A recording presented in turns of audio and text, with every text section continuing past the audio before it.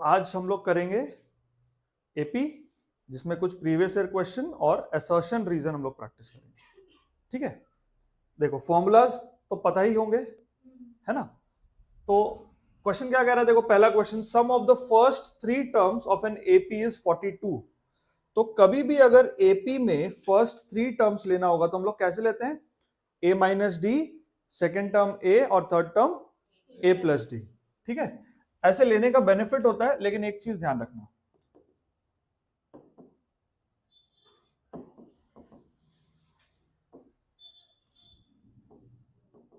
क्या इसमें ध्यान रखना होता है कि यहां पे a सेकेंड टर्म है, फर्स्ट टर्म नहीं। तो फिर हम लोग ऐसे क्यों ले रहे हैं, ऐसे ले रहे हैं बिकॉज अगर सम हम करेंगे तो d कट जाता है इसमें। ठीक है, तो सम दिया हुआ है 42, तो a minus D plus a plus D, ये 42 है, यहां से माइनस डी और प्लस डी कैंसिल हो जाता है, तो 3a का वैल्यू आता है 42, तो a का वैल्यू मिलता है 42/3 यानी कि 14। तो काम आसान हो गया, फर्स्ट टर्म पता चल गया। अब क्या लिखा हुआ है कि the product of the first and the third term is 52। First term क्या है, a माइनस डी, और थर्ड टर्म क्या है, a प्लस डी। ये जो प्रोडक्ट है ये कितना है, 52, मतलब a square minus D square is 52। a square तो हमें पता लग गया था,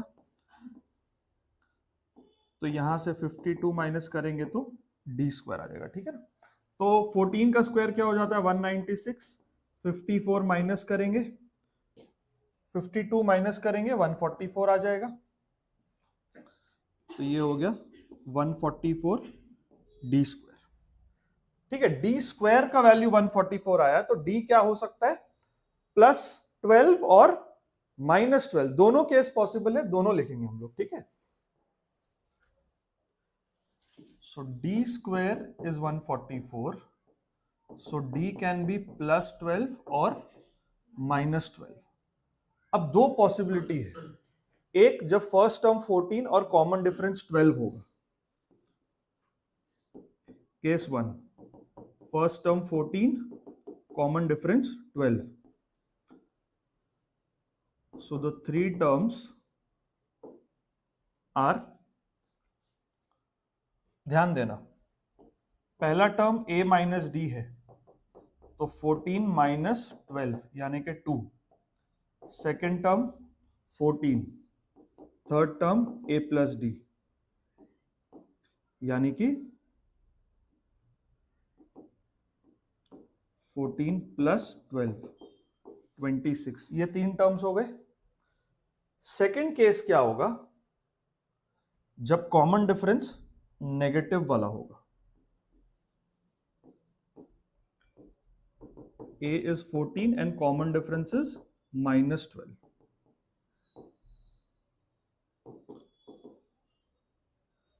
then the 3 terms are, अब यहां पर ध्यान दो, 14 माइनस डी, डी भी -12 है, तो ये क्या हो जाएगा, 14 प्लस 12 यानी कि 26, सेकेंड टर्म a 14 ही रहेगा, उसके बाद a प्लस डी यानी कि 14 प्लस -12 यानी कि 2।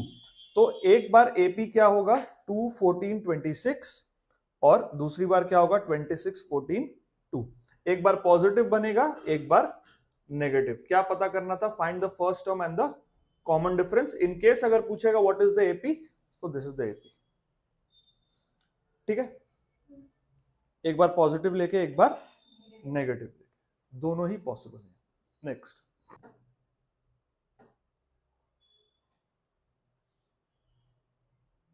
फर्स्ट टर्म 11 दिया हुआ है,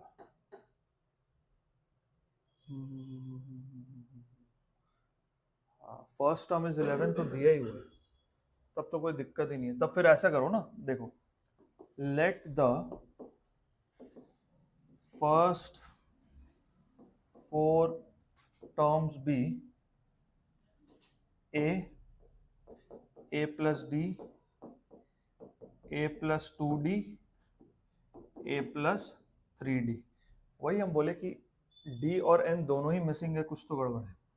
तो ये फर्स्ट टर्म 11 दिया हुआ है, ये हम लोग मिस कर गए वहां पे, ठीक है। फर्स्ट टर्म 11 दिया ही हुआ है, ठीक है। तो a plus D plus a plus 2d plus a plus 3d, ये 56 है। तो 1 2 3 4, 4a plus 3 4 5 6, 6d is equal to 56, ये दिया है।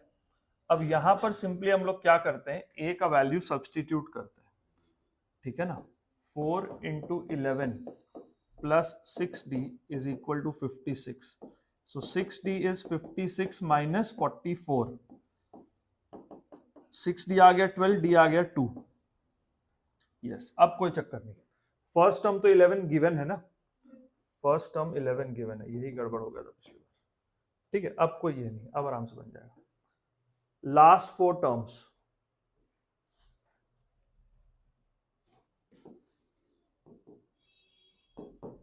let the nth term be the last term, ठीक है। so last term is a plus n minus 1 into d, second last term a plus n minus 2 into d, third last term a plus n minus 3 into d, ठीक है।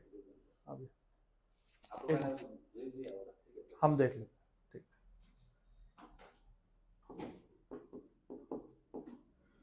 Fourth last term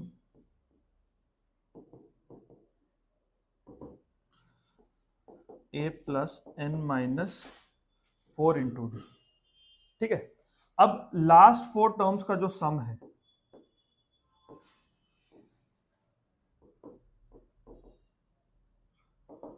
some of the last 4 terms में क्या आएगा, 1 2 3 4, 112 दिया हुआ है, तो यहां पे कितना आएगा, 4a plus dn dn dn dn, ये भी 4 बार आएगा, 4 टाइम्स dn, ठीक है। यहां से कितना आएगा, minus d minus 2d minus 3d minus 4d, तो 4 5 6 7 8 9 10 minus 10d, that is equal to 112, है ना। अब a का वैल्यू हम लोग को पता है, d का वैल्यू भी पता है।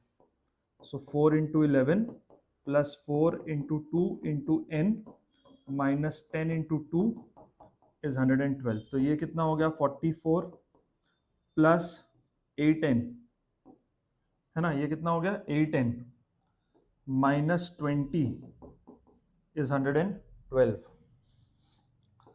तो 8n कितना हो गया, यहां से आ गया 24, 24 माइनस होगा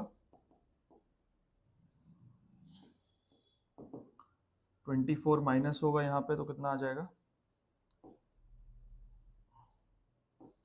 88, ठीक है। तो n का वैल्यू आ जाएगा 11। तो देर आर 11 टर्म्स, ठीक है। n का वैल्यू आया 11, 11 टर्म्स है इसमें, ठीक है। अब चेक कर लो, फर्स्ट टर्म कितना आ गया था, 11, कॉमन डिफरेंस 2 था, तो 11 के बाद 13, फिर 15, फिर 17, फिर 19, फिर 21, 23, 25, 27, 29, 2 3 4, पहले 4 टर्म्स का सम तो बन गया कितना, 56। लास्ट 4 टर्म्स का सम भी देख लो, 88, 15, 20,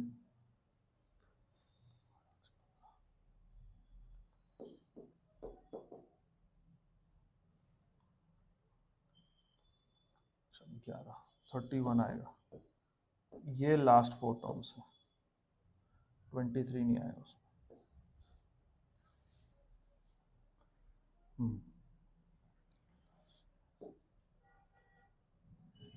112 आ रहा है, ठीक है।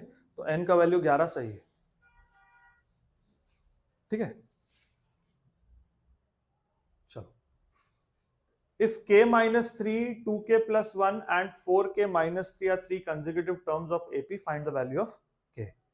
तो जब तीन टर्म्स दिया हुआ है तो कॉमन डिफरेंस जो है AP में सेम होता है, ठीक है ना. Second term minus first term should be equal to third term minus second term, ठीक है.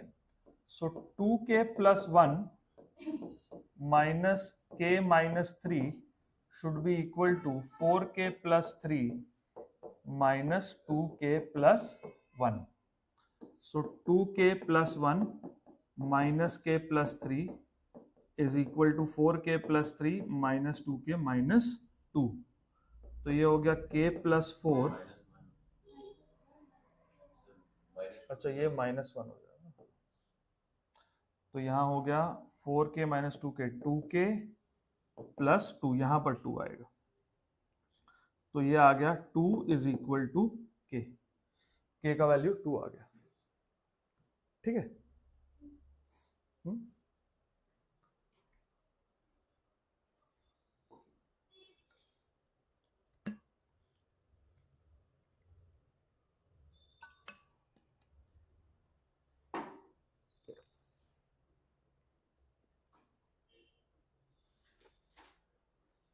अगला क्वेश्चन है, find the 10th term of the sequence. ठीक है, कभी भी नंबर ऐसे रूट में रहेंगे तो पहले उसको हम सिंप्लीफाई करेंगे.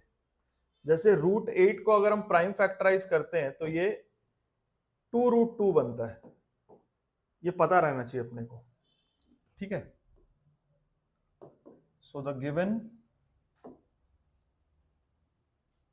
सीक्वेंस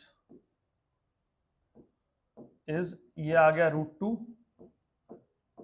2√2 और ये 3√2 बनेगा. 3√2 कैसे बनेगा देखो, 2 से कट गया 9 टाइम्स 3, 3 दो बार 3 एक बार 2, तो 3√2. ठीक है, तो यहां पर कॉमन डिफरेंस क्या हो जाएगा, 2√2 माइनस √2, यानी कि √2 का ही कॉमन डिफरेंस और √2 ही है इसका फर्स्ट टर्म. ठीक है, तो 10th टर्म क्या बन जाएगा, a plus 10 minus 1 into D, यानी कि a प्लस 9d. a क्या है √2 और d भी √2, तो ये √2 प्लस 9√2, तो कितना हो गया 10√2.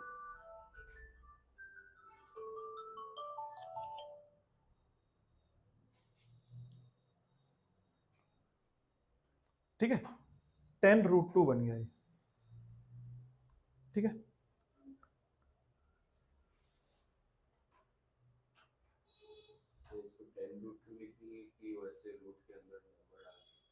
नहीं नहीं ऐसे लिख सकते हैं. अगर हम इसको चेंज करेंगे तो 10 अंदर चला जाएगा, जब 10 अंदर चला जाएगा तो अंदर 2 10 हो जाएंगे, क्योंकि 2 10 से ही एक 10 बाहर आया होगा ना. तो जब ये 10 रूट के अंदर जाएगा तो 2 बार 10 हो जाएगा, तो ये √200 हो जाएगा. अगर ऐसे लिखना चाहे तो ऐसे भी लिख सकते हैं, कोई दिक्कत नहीं. ठीक है,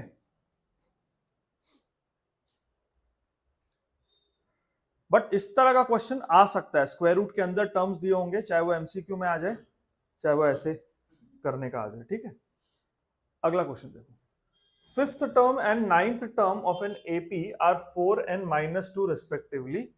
Find the first term, common difference and sum of 16 terms. ठीक है, तो कभी भी अगर ऐसा क्वेश्चन हो तो दो इक्वेशन बनाए जाएंगे. जैसे 5th टर्म क्या बोला है, 4 है. ठीक है, तो a plus 4d is equal to 4. और 9th टर्म क्या कह रहा है, 9th टर्म इज -12, इसका मतलब a प्लस 8d इज -12. तो इन दोनों इक्वेशंस को सॉल्व करना है. ये इक्वेशन नंबर 1, ये इक्वेशन नंबर 2. ठीक है, सॉल्विंग बोथ द इक्वेशंस.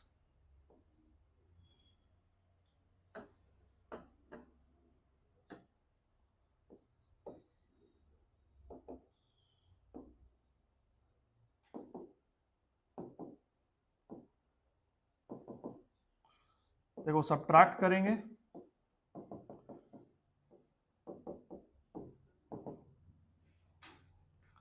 4 है ना, इसको सब्ट्रैक्ट करेंगे, ये और ये कट जाएगा, तो यहां पर कितना आएगा 4d is equal to -16, so d is -4। अब d -4 इसमें डाल दो, फर्स्ट वाले में या सेकंड वाले में।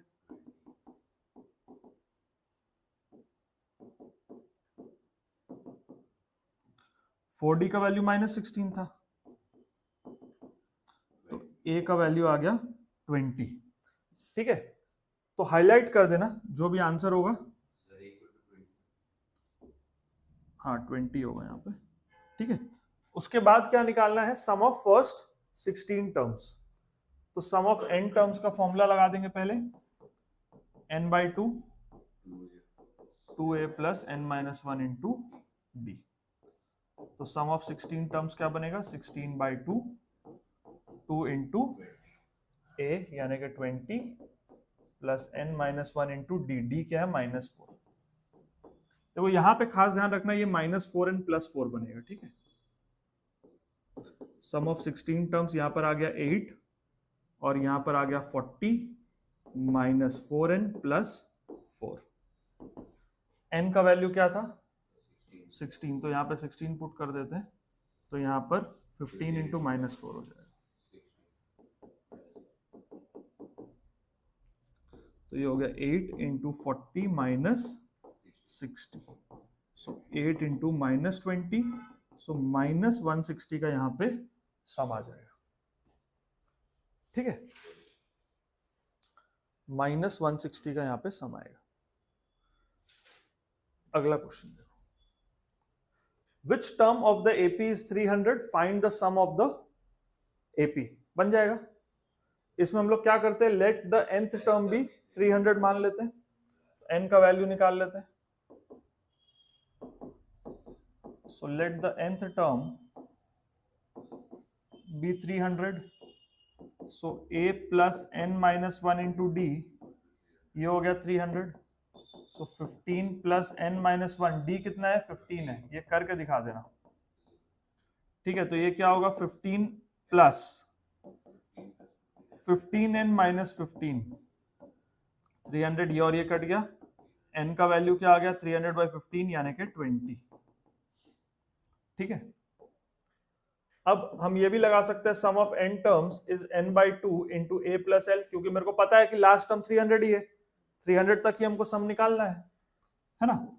तो 20 टर्म्स है इसमें, sum of 20 terms is 20/2 into first term plus last term. ये आसान रहेगा, यहाँ पे 10 इंटू 315, तो 3150। देखो ये पिछले साल का ही क्वेश्चन था। ठीक है, इतना करने से 3 मार्क्स मिल जाएंगे आराम से। ठीक है, तो एपी से तुम लोग 4-5 मार्क्स तो ले सकते हो आराम से। अगर एमसीक्यू में आ गया तो भी बढ़िया, असर्शन रीजन में आ गया तो भी बहुत ही बढ़िया। अब देखो असर्शन रीजन, इसमें क्या करना होता है, 2 स्टेटमेंट रहेंगे, एक असर्शन और दूसरा रीजन। दोनों स्टेटमेंट्स को हम इंडिविजुअली चेक करेंगे, दोनों स्टेटमेंट्स को इंडिविजुअली चेक करेंगे, तभी मेरे को पता चलेगा कि पहला सही है दूसरा गलत है, या दोनों सही है या दोनों गलत है, या रीजन गलत है असर्शन सही है, क्या है। ठीक है, सॉल्व कैसे करेंगे, पहले ऐसे करेंगे, for assertion, for assertion question कह रहा है the 11th term of this AP is 20। Check करो सही है कि नहीं। फर्स्ट टर्म क्या है -5, कॉमन डिफरेंस क्या है -5/2 -5 -5 नहीं, माइनस ऑफ 5/2 है। हाँ नहीं, ये माइनस नहीं। ठीक है, एक सेकंड, थोड़ा सा ये हो गया, यहां कुछ नहीं है, यहां भी कुछ नहीं है। ठीक है,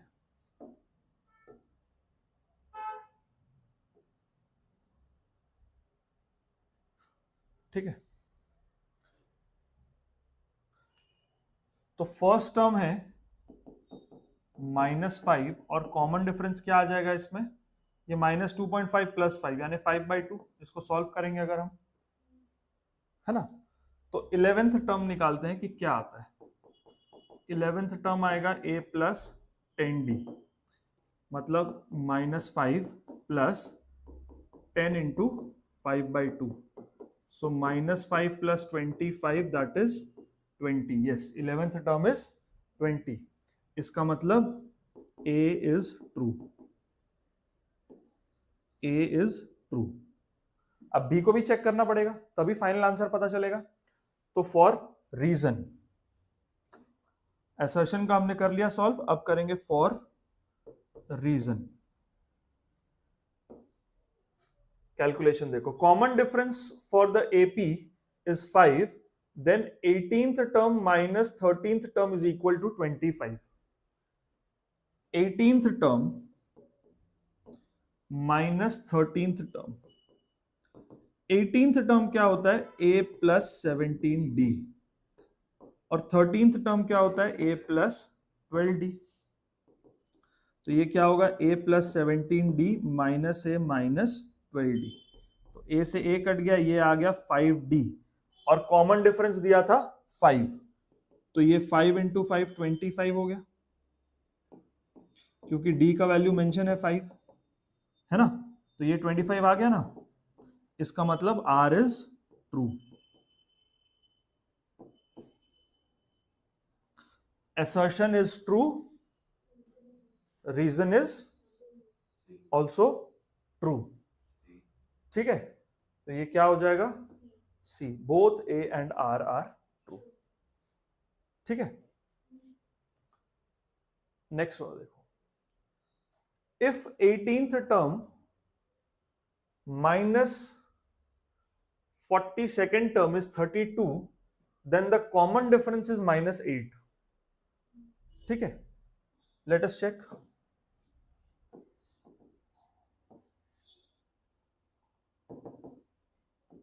for assertion 18th term minus 42nd term, तो ये क्या होगा, a plus 17d minus a plus 41d, ठीक है। और ये 32 गिवन है, तो a plus 17d minus a minus 41d, तो ये और ये कट गया, यहां पे कितना आएगा 24 माइनस 24d, है ना, ठीक है ना। तो 32 बाई माइनस 24, ये आ गया d, तो ये कितना होगा, 8 4 32, 8 3 24, तो d माइनस 4/3 आ रहा है, -8 तो नहीं आ रहा, कुछ गड़बड़ हुआ क्या।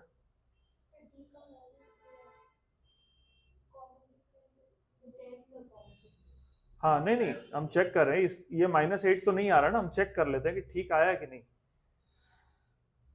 18th term minus 42, 42nd term is 32, तो 18th टर्म हो गया a प्लस 17d और 42nd टर्म हो गया a प्लस 41d, इसको माइनस करेंगे 20 30 41 माइनस 24d इज 32, तो d का वैल्यू -4/3 आ रहा है, इसका मतलब a इज फॉल्स।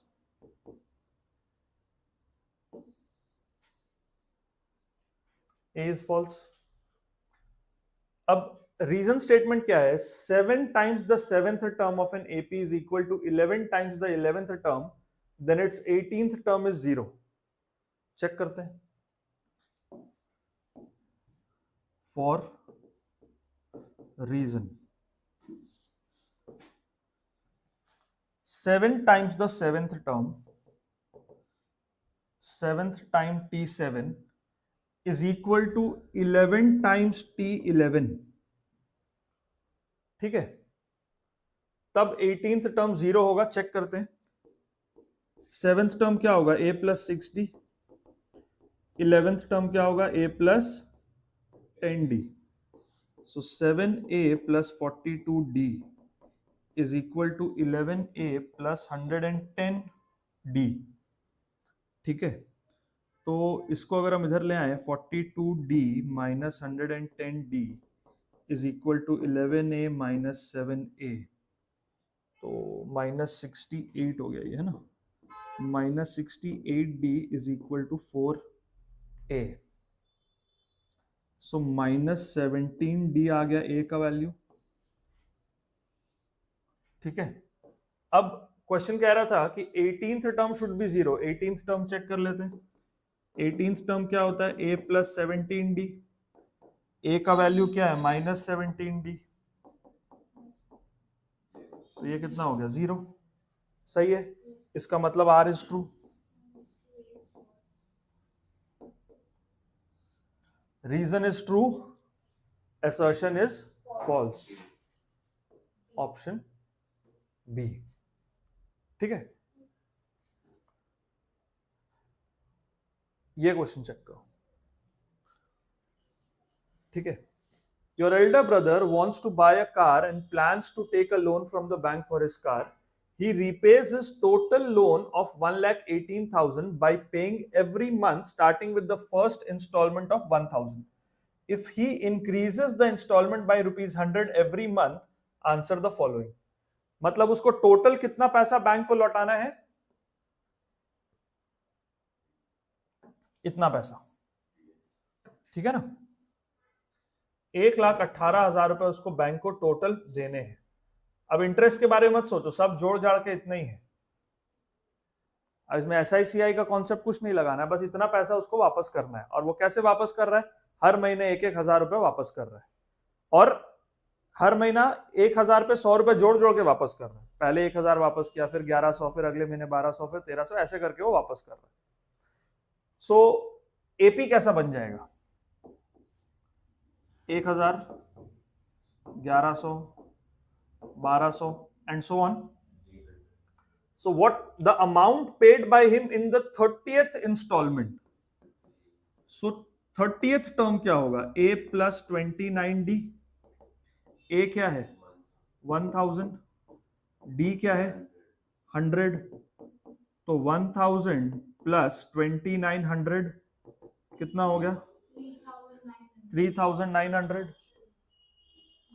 ठीक है, क्लियर।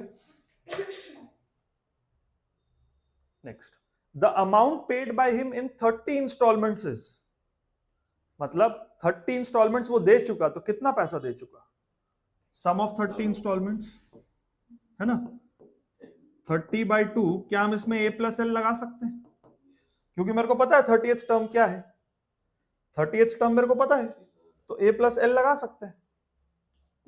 समझ गया ना, तो ये क्या होगा 15 इंटू 4,900। ठीक है ना, 73,500, 73,500 आएगा। हाँ 73,500, 73,500। ठीक है, रुपीस लगा देंगे। ठीक है, last question, what amount does he still have to pay after 30th installment? देखो 1,18,000 वो लिया था, उसमें से 73,500 वो पे कर दिया था अप टू 30 इंस्टॉलमेंट्स। ठीक है ना, 44,500 उसका बैलेंस अमाउंट रहेगा, इतना पैसा उसको देना होगा। क्लियर है, ठीक है, चलो इसका अगर PDF चाहिए तो यहां से ले लो, और अगले क्लास में फिर हम लोग करेंगे जीपी।